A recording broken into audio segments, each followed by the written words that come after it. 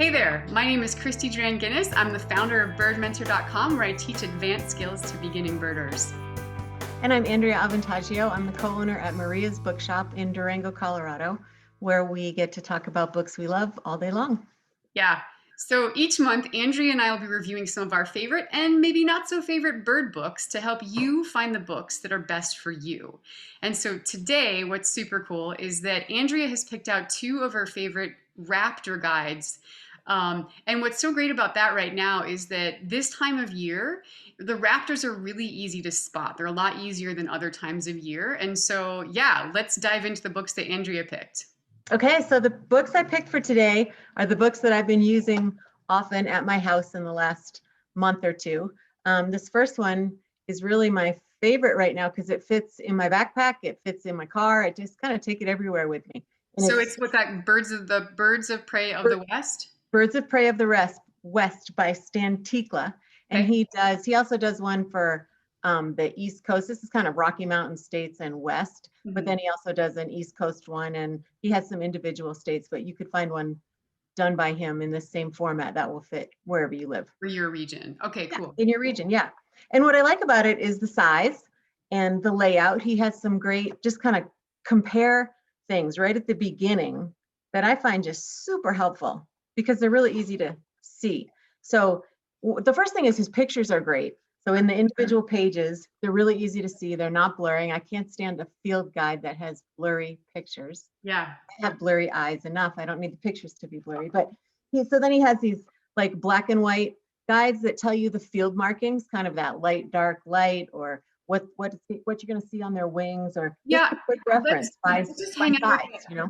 for 1 second. So for people learning about birds, it's oftentimes people think that like having color is really important, and in fact that can make it trickier sometimes. So if you're a beginning birder listening to this, like that's key. So the fact that this field guide has black and white in there is going to actually help you more so than some of the color ID aspects of a guide. So just wanted to like point that out, because sometimes the beginning birders are like, oh, it's black and white, that's terrible. It's like, no, that's actually really, really good. So yeah. Kind of simplifies it a little.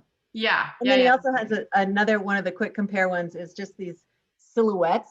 So you can see he has one for, yeah. So you can see, so this is all the birds that their wings curve down.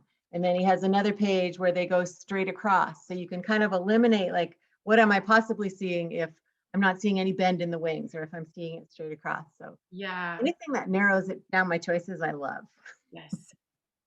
And then ones that go up. So turns out there are more raptors than turkey vultures that go like this, you know, have their wings up here. So Right. Yeah, that's a good point. So a lot of people, when they see that's called a dihedral. So when people see a bird like in the dihedral, they think, oh, it's a turkey vulture. And it's like, well, maybe, but not always. So right. Yeah, I'm glad he does that. That's great. And then he has just little quick thumbnail size pictures of, well, they're a little bigger than that. They're about an inch by an inch, but of perching, what they look like when they're perching. So all of those I have found very helpful. And then each individual bird has just information on, you know, where they nest, what they eat, what kind of habitat they live in, some little random notes that he calls it Stan's notes. And he just has kind of some interesting facts in there about what makes them stand out, what make some little thing that might help you identify it. Yeah, and what's great about that is like there's some, we'll talk in later videos about specific field guides. Like some of my favorites are Sibley, Peterson's, like Kaufman. There's a bunch of really good like bird field guides in general, but they often can't put in some of those cool facts, or some of them do distinguishing marks, but it's mostly just like an arrow here. They don't talk about it. And so I love field guides that give you just like a little bit more of the story, you know? And so it sounds like his book, I have never seen this book. So I'm actually so stoked that Andrea's introduced me to it, because it's like, I want to get this one now.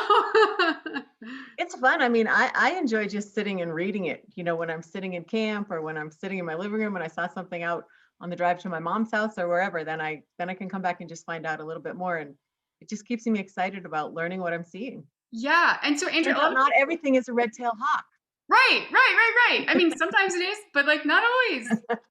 And so I think a lot of people, one thing we forgot to mention was your experience with birding. So where would you say you are on that, like that journey of yours with birding?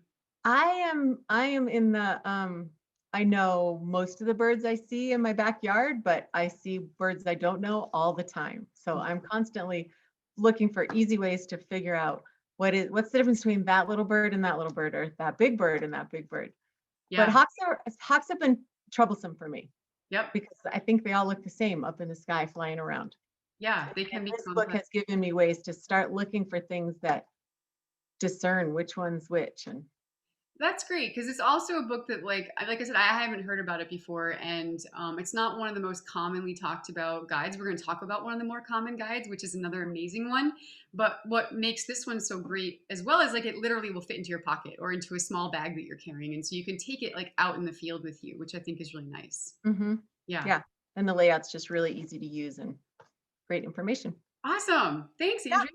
Yeah, you're what's the welcome. other one you have for us? So the other one I have is this is the big one that I don't take out with me, but it's the Crossley ID guide, and he does this wonderful thing where he puts a photo montage. This is kind of his layout, but he'll give you the bird perching and the bird flying and a juvenile and a female and a male and a, I don't know, hunting, whatever. I don't know what, but then you get to look and sort of practice, well, what kind is that one and what kind is that one, and see all different kinds of photos. So he has room for lots of photos because he mushes them all into one Yep. instead of getting one male 2-year-old hawk and Right. then all these other Exactly. versions that don't fit. So I Exactly. love that. Exactly.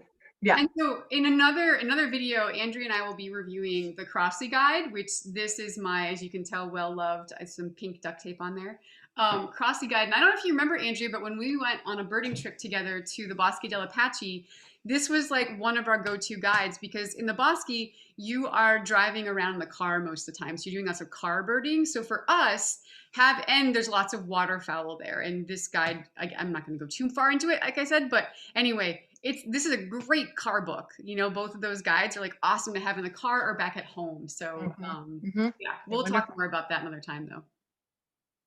Great. Cool. Was there anything else you want to share with people about your No, I just I kind of pick my favorite bird guides by the month and by the ones that just get me the most excited about learning more. So yeah. there's the two for this month. Sweet, sweet, sweet. Okay, well, good. That's awesome. So there you have it, folks. Like there are two really great Raptor guides if you're interested. And you know, between the two of us, like if you're talking about a book about birds, likely Andrea or I have heard about it or read it. And if we haven't, we want to. And so in the comments below, let us know if there's a book that you want us to review for you because or you've just like one that you've been curious about, you know. And also, if you're stoked about one of the books that we just reviewed today and you want to pick one up, and you love the idea of supporting a local independent bookshop like Maria's Bookshop, you can click on the links below and order your book directly from Andrea's shop. So it's Maria's Bookshop in Durango, Colorado, where she actually is right now. She's in the shop. And yeah, so we'll have the links below for you. And then finally, like you already probably know the drill, if you enjoyed this video and got some value out of it and want to see more like it, then please click the red subscribe button below. And also, here's a trick that not everybody knows. Right next to the subscribe button, when you go there, there's a little bell icon. And so if you click on that bell icon, it will give you the option to turn notifications on so that basically the next time that that we produce a video like this, you'll get a notification. It'll be like, hey, Christy and Andrea just put a video up. So yeah, so go ahead and do that if you would. And that's all for today, folks. So please get out there and help spread some bird love in the world. Thanks. Bye. Yeah.